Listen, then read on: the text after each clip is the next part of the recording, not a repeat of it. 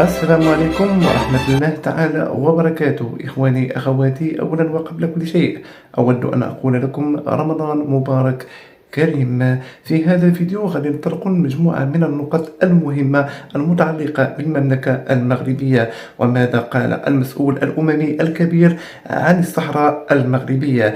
ثانيا، الخطوة الاستفزازية التي قامت بها موريتانيا تجاه المملكة المغربية الغير مسبوقة تاريخيا.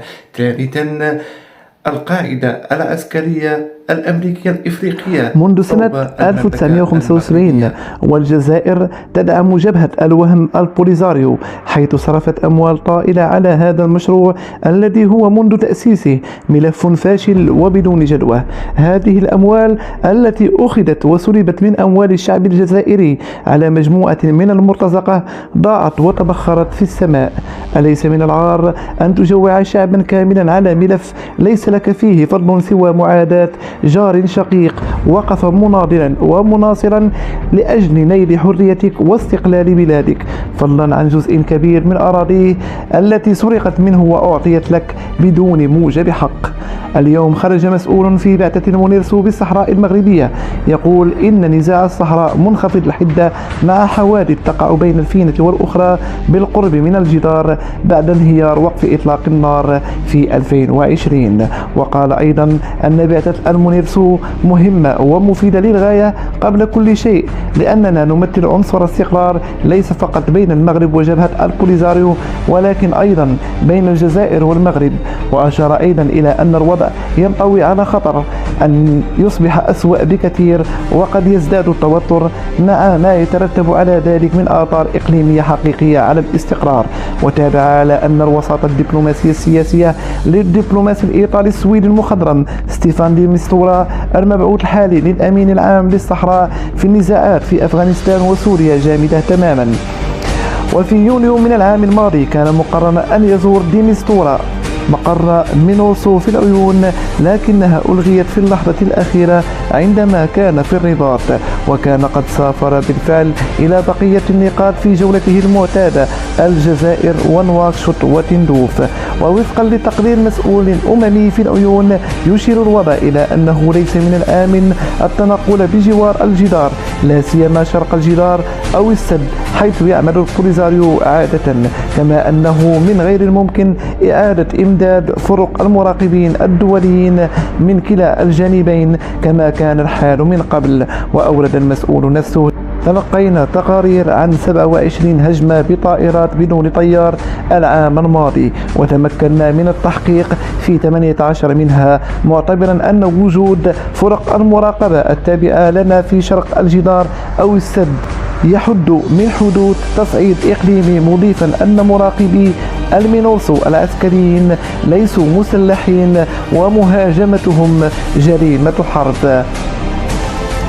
وشدد على أن احتمال تدهور العلاقات بين المغرب والجزائر له عواقب على بقية العالم. إن إمدادات الغاز إلى أوروبا عبر خط أنابيب مضيق جبل طارق على سبيل المثال معرضة للخطر. لا أعتبره صراعا هامشيا، هذا على حد قوله. وهنا النقطة الأهم التي تحدث عنها الدبلوماسي الكبير في الأمم المتحدة، حيث قال إنه من السذاجة التفكير في إمكانية إجراء استفتاء غدا في الصحراء، مضيفا: يبدو أن مركز الثقل يتحول نحو أنواع أخرى من الاتفاقات السياسية غير تلك المتوقعة في بداية التسعينيات، في إشارة منه إلى الحكم الذاتي الذي تتبناه الأمم المتحدة وتدعمه باقي الدول منها الأوروبية والإفريقية ودول الخليج وأمريكا الشمالية وأمريكا اللاتينية.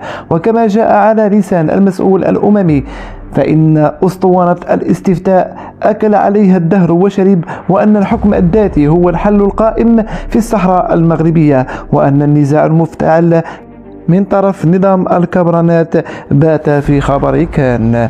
وفي محاولة استفزازية للمملكة المغربية من طرف الكبرانات، حيث قاموا بتحريض موريتانيا كما فعلوا في تونس فيما باتت تعرف بأزمة تيكاد، حيث قام النظام الفاشل بتحريض الرئيس التونسي قيس سعيد باستقبال رئيس جبهة الوهم إبراهيم غالي مقابل إعطاء تونس 300 مليون دولار كمساعدة في خطوة مستفزة للمملكة المغربية. ومن المعروف المعروف أن تونس وموريتانيا كانتا دائما محايدتان في خصوص الصحراء المغربية وعدم الانحياز لأي جانب.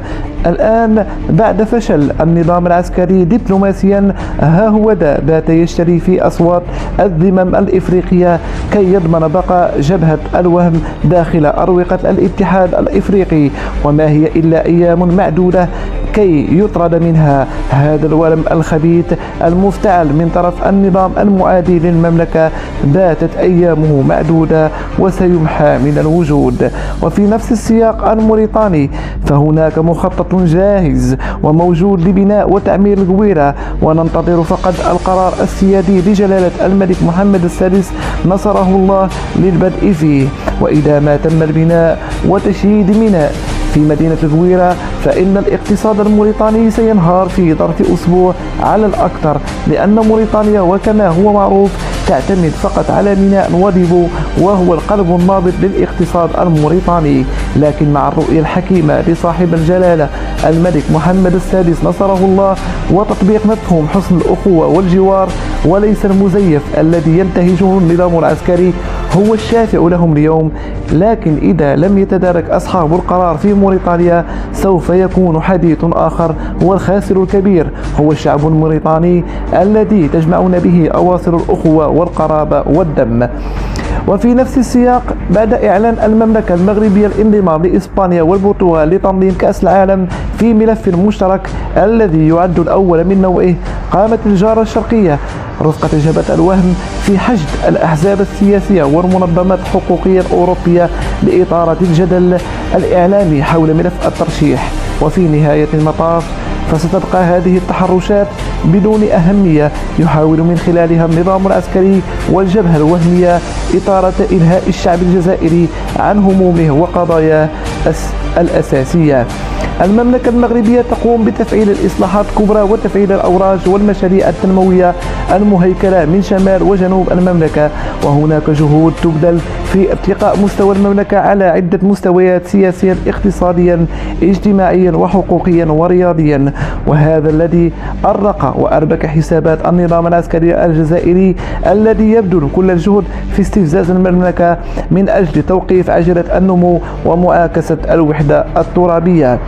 وفي ضربة غير متوقعة للنظام العسكري والجبهة الوهمية سوف تقوم الولايات المتحدة الأمريكية بنقل مقر القيادة العسكرية الأمريكية الإفريقي المعروف باسم أفريكوم صوب المملكة، والتي تعتبرها الولايات المتحدة كحليف استراتيجي ومن أهم الحلفاء للولايات المتحدة الأمريكية، حيث عبر السيناتور الأمريكي على أن المغرب هو من أقدم حلفاء الولايات المتحدة الأمريكية في العالم، حيث قال في كلمة له على أنه قد حان الوقت بأن يكون مقر القيادة العسكرية الإفريقي في إفريقيا وسيكون بالمغرب، وشدد على أن المغرب سوف يكون مرشح ممتاز للمقر.